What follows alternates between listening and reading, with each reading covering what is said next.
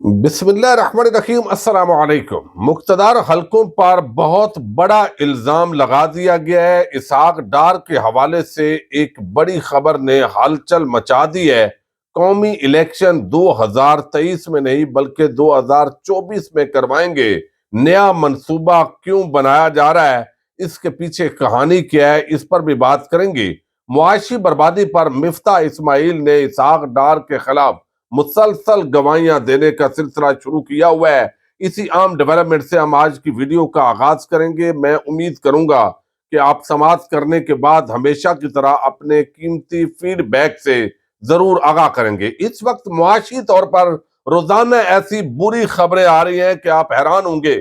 जब पीटीआई का दौरे हुकूमत था तो हम आपको बताते थे कि ये जखायर निकल रहे हैं, ये इस तरीके से टैक्स कलेक्शन में इजाफा हो गया है, यहाँ से सरमायाकारी जो है वो मजीद इसके अंदर इजाफा हो रहा है। टेक्सटाइल इंडस्ट्री के अंदर जो है मजीद पाकिस्तान जो है वो तरक्की करने जा रहा है। कंस्ट्रक्शन इंडस्ट्री के अंदर बहुत बूम आया है। तो इस तरह की खुशखबरियों का सिलसिला शुरू था, लेकिन फिर रजीम चेंज हुई और ये तजर्बाकार लोग आए और तजर्बाकार लोगों के आने के बाद रोज ऐसी मनहूस खबरें मिल रही हैं और खुदा न खास्ता मुल्क के डिफॉल्ट होने के साथ उसको लिंक किया जा रहा है। ये सारी सूरत हाल को इरशाद भट्टी ने बड़ा जबरदस्त तबसरा किया। वो कहते हैं गर्दशी कर्जा 2800 अरब, बिजली के बिल पहुंच से बाहर, गैस के बाद पेट्रोल बहरान सर पर है, सरमायाकारी सिफर है, ना शहबाज शरीफ के कपड़े बिके हैं, ना कोई चीज सस्ती हुई है, दहशत गर्द इस्लामाबाद पहुंच गए हैं। सवाल वही पुराना है, film legend of Maula Jatt में मायरा खान की परफॉर्मेंस बदतरीन या फुल आल बचाओ माल बचाओ खाल बचाओ में शहबाज शरीफ की परफॉर्मेंस अच्छी है। अब यही सारी चीजें डिस्कस हो रही हैं। अब इस सूरत हाल में जो पोल्ट्री एसोसिएशन है उन्होंने वार्न किया है कि अब एक हफ्ते का हमारे पास सोयाबीन का स्टॉक मौजूद है। अगर इसी तरीके से तकरीबन 100 अरब रुपए का ये जो सोयाबीन है वो इस वक्त यहाँ क्लियरेंस नहीं दी जा रही और वहां पर पड़ा हुआ है बंदरगाह पर, अगर वो नहीं आता तो लाजमी तौर पर जो पोल्ट्री है वो इंतहाई महंगी हो जाएगी, आम आदमी के पहुंच से मजीद बाहर हो जाएगी और इसकी जिम्मेदारी वफाकी हुकूमत पर होगी चूंकि एलसी नहीं खोली जा रही।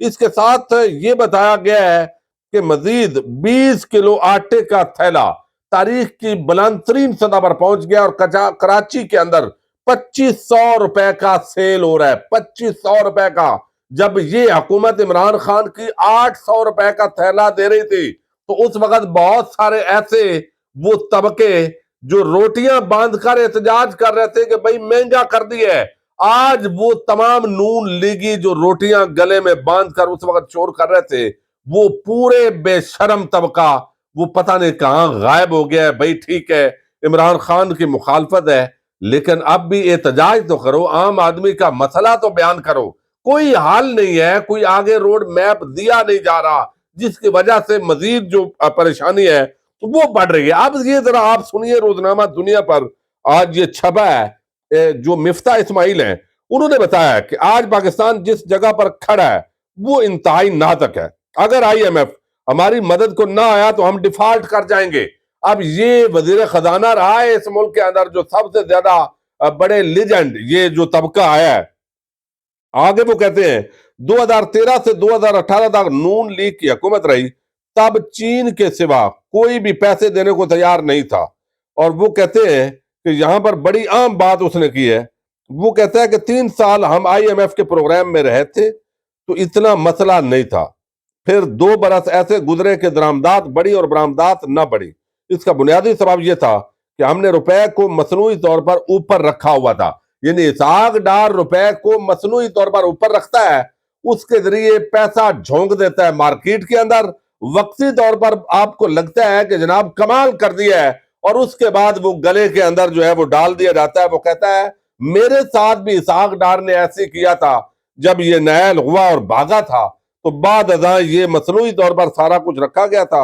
और आगे fact and figure Miftah Ismail ने दिए हैं कि ये सारा काम जो है इस तरीके से रखा गया है, डिफॉल्ट हो जाएंगे, टैक्स कलेक्शन कमी हो गई है, बरामदात दरामदात बंद है और सरमायाकार पाकिस्तान से वैसे भाग रहा है। और आप देखिए रोजाना इस तरह की खबरें आ रही हैं, ना एस्टेब्लिशमेंट को कोई टेंशन नजर आ रही है, نہ اس جو طبقہ اس وقت بیٹھا ہوا ہے اس کو ٹینشن آ رہی ہے اور عوام بیچاری جو ہے وہ بلبلا رہی ہے. دوسری طرف جو ہے وہ ایک اور منصوبہ تیار کیا جا رہا ہے. آپ اندازہ کریں, یعنی اس وقت فری اینڈ فیئر الیکشن کی طرف نہیں جانا. کیوں نہیں جانا بھائی؟ عمران خان کو اتارا پھر کیوں تھا؟ اگر وہ دوبارہ اقتدار میں آنا ہے تو اس کو ہر صورت اگلی مرتبہ اقتدار میں آنے سے روکنا ہے. عوام جائے بھاڑ میں, اس کی رائے کی کوئی اہمیت نہیں رکھنی. تو اب اس لیے چونکہ قومی اسمبلی جو ہے اس کو یہ اختیار ہے کہ آپ مزید 1 سال کی ایکسٹینشن لے سکتے ہیں. جو حالات ہیں, جب غیر معمولی حالات پیدا ہو جائیں تو وہ حالات تو پیدا ہو رہے ہیں, چونکہ خود پیدا کر رہے ہیں. ایک تو دہشت گرد, وہ آپ دیکھیں روز حملے ہو رہے ہیں, روز جو ہے, اور ممکنہ طور پر ایک نئے فوجی آپریشن کی طرف ملک بڑھ رہا ہے. ایک نیا دہشت گردوں کے خلاف فوجی آپریشن ہوگا اور دوبارہ سے ہم دہشت گردوں کے خلاف جنگ لڑنے جا رہے ہیں. اور یہ ساری چیز, اور جب مذاکرات ہو رہے تھے دہشت گردوں سے تو وہ سارا ملبہ سول حکومت پر ڈال دیا جاتا ہے. یعنی وہ انہوں نے کیا ہے, عمران خان اور یہ KP کی حکومت, یہ غلط ہے.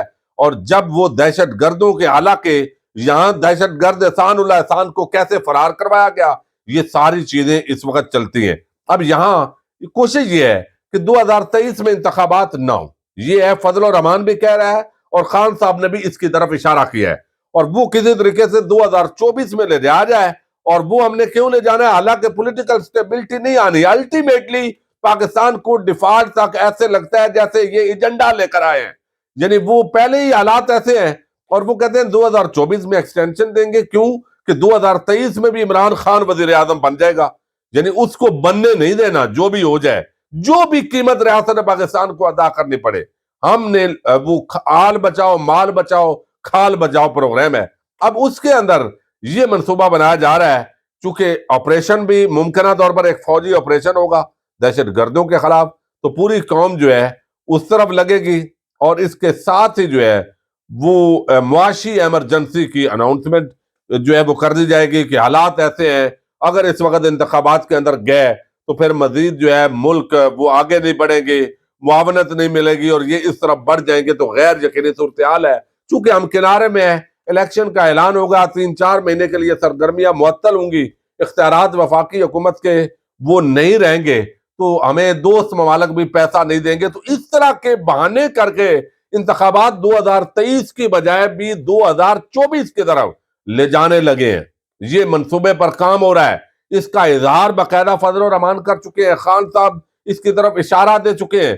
اسی کو ناکام کرنے کے لیے عمران خان جو ہے وہ 2 صوبائی اسمبلیاں تحلیل کر رہے ہیں تاکہ اس طرف لمبے عرصے کے لیے ان کو آگے کھیل جو ہے وہ نہ کھیلنے دیا جائے. اب یہاں پر ایک اور بڑا عام الزام لگا ہے, اور یہ الزام جو ہے یہ ہارون الرشید, یہ آپ کو علم ہے تجزیہ کار ہیں, خبر تو رکھتے ہیں, بہرحال ان کی خبریں اکثر درست ثابت ہوتی ہیں.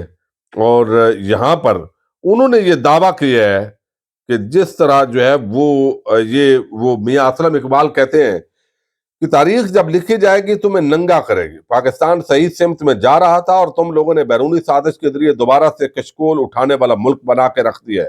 تم نے غریب عوام کا نہیں, اپنی اولاد, کرپشن کی کمائی, منی لانڈرنگ اور کیسز کا سوچا. یہ بات انہوں نے کی ہے. اب یہاں پر ایک اور چیز جو آپ کے سامنے رکھنی ہے, اس کا تعلق چونکہ اس پورے معاملے سے, اور وہ ہے ہارون الرشید. ہارون الرشید نے انکشاف کیا ہے کہ اسحاق ڈار نے جو صدر علوی کے ساتھ ملاقاتیں کی ہیں, ان ملاقاتوں کے اندر انہوں نے مبینہ طور پر دھمکی دی ہے صدر علوی کو کہ آپ خان صاحب کو کنونس کریں, معاملات چلنے دیں, اس طرف نہ جائیں, چونکہ ہم اکیلے نہیں ہیں, ہمارے ساتھ اور بھی بہت ہیں. یعنی ایک تو اسٹیبلشمنٹ پر یہ الزام لگایا ہے, جیسے انہوں نے یہ ہارون الرشید نے تاثر دیا ہے کہ اسٹیبلشمنٹ جو ہے وہ ہمارے ساتھ ہے اور ہم نے عمران خان کو راستے سے ہٹانا ہے.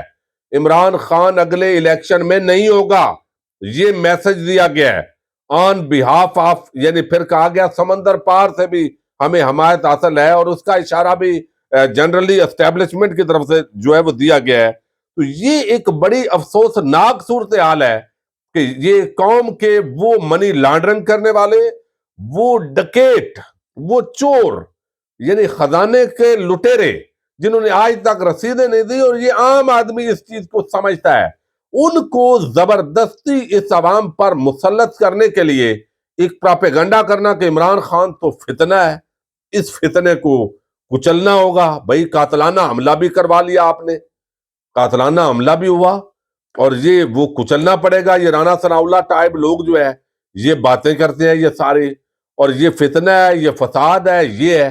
بھائی فتنہ تو تم ہو، یعنی یہ تو 3.5 سال کے لیے آیا ہے، اور آپ تو پچھلے 71-72 سال آپ اقتدار میں رہے ہو۔ تو اس ملک کے اندر جو بربادی ہوئی ہے وہ 72 سالوں والوں نے کی ہے یا 3 سال والے نے کی ہے؟ اس ملک کو قرضوں کے دلدل میں کس نے پھینکا ہے؟ اس ملک کو معاشی طور پر ابتر کس نے کیا ہے؟ غریبوں کے نوالے کس نے چھینے ہیں؟ جاگیردار، سرمایہ دار، فوجی، ڈکٹیٹر، 3 طبقات مل کر اس ملک کے اندر حکومت کر رہے ہیں۔ تو آپ 71 سال 72 سال تو آپ نے حکومت کی ہے بھائی، تو آپ فتنہ تو ہے، ظاہر ہے آپ سب کے اندر ایک رکاوٹ پیدا کر رہا ہے، کیونکہ عوام کی حمایت کے ساتھ وہ ایک بڑی للکار کر رہا ہے۔ تو یہ چیزیں آ رہی ہیں۔ اب یہ نون لیگ چاپلوسی کر رہی ہے، وہ ووٹ کو عزت دو سارے بیانیے ذبح ہو گئے ہیں۔ اب وہ کہا گیا ہے کہ صدر علوی کو اسحاق ڈار کے ذریعے دھمکی دی گئی ہے کہ عمران خان اگلے جو ہے وہ الیکشن میں نہیں ہوگا، معاملات کو ٹھنڈا کریں، پھر یہ ہوگا، یعنی پارٹی ٹوٹ سکتی ہے۔ یہ ساری چیزیں جو ہے وہ ہارون الرشید صاحب نے اس کا دعویٰ کیا۔ اگر یہ ایسا ہے تو انتہائی یہ خطرناک بات ہے۔ یہ میں سمجھتا ہوں خود ملک کو ایک بڑے فساد کی طرف دھکیلنے کا ایک بہت بڑا پلان ہے۔ لیکن امید کرتے ہیں کہ نئے آرمی چیف کے آنے کے بعد، جیسے انہوں نے جو ہے وہ پنجاب اسمبلی کی تحلیل میں معاونت نہیں کی، اور یہ بھی کہا جا رہا ہے چونکہ عمران خان کی پارٹی کا بندہ ہوتا تو شاید معاونت ہو جاتی، لیکن چونکہ پرویز الہی تھے تو پرویز الہی تو ویسے ہی جو ہے وہ ان کے بندے سمجھے جاتے ہیں۔ لیکن بہرحال یہ ایک اچھی بات ہے کہ آصف زرداری کو لوٹنا پڑا ہے، اور اب دوبارہ جو ہے وہ پنجاب کے اندر ابھی کھیل ختم نہیں ہوا، کھیل شروع ہوگا، اور مزید بھی اس کے اندر کام آئیں گے۔ لیکن یہ اب اصل معاملہ یہی ہے کہ عوام خان کے ساتھ کھڑی ہو گئی ہے۔ جو بھی سروے ہو رہے ہیں اس کے مطابق چونکہ وہ الیکشن جیت رہا ہے، اگر وہ الیکشن جیت جائے تو وہ پھر سب کی، صرف نون لیگ کی نہیں، ان پی ڈی ایم کی نہیں، بلکہ سب کی ہار اس کو سمجھا جا رہا ہے، جو کہ اچھی بات نہیں ہے۔ ادارے عوام کے خادم بن کر وہ کام کر رہے ہیں پوری دنیا کے، جہاں پر بھی ترقی ہے، جہاں پر حاکم بن کر کام کر رہے ہیں، ان ملکوں کے حالات یہی ہوتے ہیں۔ اجازت دیجیے گا، اللہ حافظ۔